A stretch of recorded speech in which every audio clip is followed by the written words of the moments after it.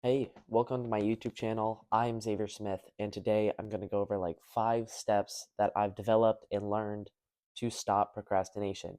Even I'm not perfect at stopping procrastination. I don't think anyone is, but these steps can really help you be more productive and actually have like a healthier and more enjoyable life.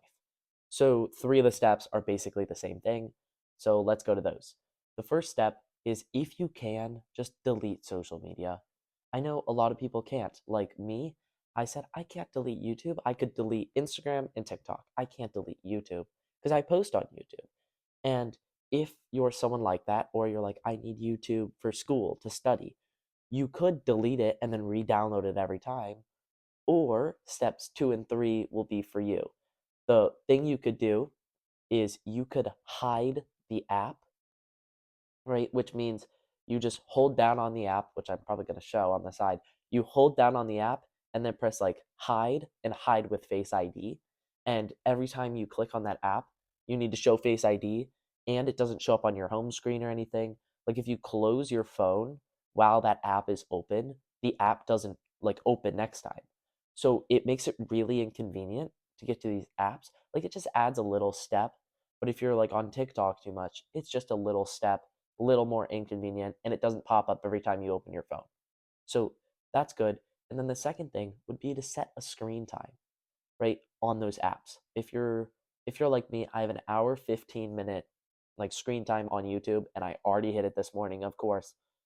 But once I see that screen time pop up, I'm like, shoot, I've spent an hour and 15 minutes on YouTube today, and sometimes I keep going, and that's a bad thing. But what I did today is I realized, shoot, that's a lot of time. So it's just a little reminder. You're like, an hour? I've already spent an hour on this, and it's like 9 a.m. You're like, what is going on? So that leads to the fourth step.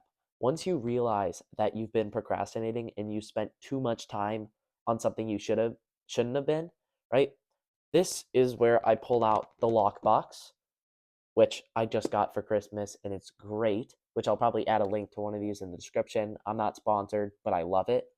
Or you could hide your phone or give it to your parents. So if you're a kid like me and you don't have one of these boxes, you could say, "Shoot, I've been on my phone too much. Mom, here's my phone. Right? Don't give it back to me for half an hour or till the next time I come by." And it's like, now that you don't have your phone, great. Now you can like work, clean on your room, well, clean your room, do whatever, right? But really, this box is great for me because you just set a timer and then it just locks the box until that timer's done. So what I did last night was I said, shoot, I got to start reading. So I set a 12-hour timer like at 9 p.m., meaning I can't open this till 9 a.m. And then when I get up in the morning, I can't go directly to my phone. So what do? I read, I go make breakfast, I work out, and I live a little bit of a healthier life. And without my phone, like distracting me, I'm getting more work done. If you just hide your phone in like your closet, like the closet back there, I'm just going to be thinking about it while I read or while I clean or while I study. I'm like, it's right there. I can just grab it. But when it's in this box, I have no way to grab my phone, right? I set it in this box, and when I'm reading, I wasn't even thinking about my phone. But the second I heard this thing whir and like open, like where it got unlocked, I was thinking about my phone again. So if you have like if you get distracted and you're procrastinating, first of all, try to get rid of your phone. And don't just hide it, right? Don't hide it in a place you know you could grab easily. If you could lock it away for a certain amount of time, great. That is perfect. Or you could give it to like one of your friends, one of your siblings, your parents. If you trust your parents with your phone, which I really hope you do, you shouldn't be doing anything that you don't trust them with. But if you don't trust your parents with your phone, get one of these boxes. It's probably like 25 bucks. Not sure, but it works like a charm and it is fantastic. I just love it. Okay. So that's if you ever get like the temptation to like go on your phone or go do something, like go play video games, you could throw your controller in the box, you could throw your like mouse in the box, your phone in the box, and then be like, okay, I'm gonna wait 15 minutes, and in 15 minutes, if I still need to do it, fine, I'll do it. Okay, and then the last step, step number 5, is called the 2-minute rule. And basically, all that means is if you're procrastinating something, you are just going to set the phone down, maybe lock it away, and say, okay, I'm going to do this task for 2 minutes, like at least 2 minutes. And after 2 minutes, if you need to stop, you can stop. So, like, if you have been on your phone for an hour and a half and you need to start studying or do your homework, you say, okay, I'm putting the phone away. And for 2 minutes at least, I'm going to do my homework. Probably add something like listening to music or a podcast in the background. Like if you're going to be cleaning your house, probably add some music. You're going to be doing the chores, add some music, right? It's been proven that music makes you happier. And if you have music, you're going to want to do a task for a longer period of time. So, most of the time with a 2 minute rule, what's going to happen is you are going to want to keep doing the activity for longer than 2 minutes. And it might turn into 20 minutes, right? And that's enough time to maybe clean some of your room, get a homework assignment done.